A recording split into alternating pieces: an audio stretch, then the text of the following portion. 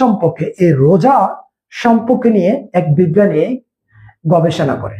নাম ঐশনারি অসমী, জাপানের এক সায়েন্টিস্ট বিজ্ঞানী। এই রমজান নিয়ে যখন গবেষণা করে তখন তিনি একটা নতুন কিছু আবিষ্কার করেন, নাম হলো অটোফেজি। এই অটোফেজি যখন আবিষ্কার করেন তখন 2016 সালে নোবেল পুরস্কার পান। এই অটোফেজিটা কি?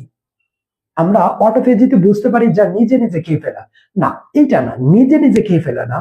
যখন আমরা ডেস্কটপ ল্যাপটপে যখন কিছু ভাইরাস কিছু দেখা দেয় তখন আমরা কি ডিলিট করে দিই। ওই শরীরের মধ্যে কিছু কোষ আছে যে কোষগুলো আমাদের ক্ষতি করে।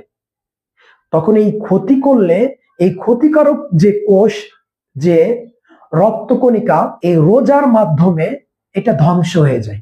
যখন একটা ব্যক্তি 12-14 ঘন্টা যখন রোজা রাখবে তখন এই খারাপ যে রক্তকণিকা, যে খারাপ যে কোষগুলো, এই কোষগুলো ধ্বংস হতে থাকে। তখন ওই কোষগুলো আবার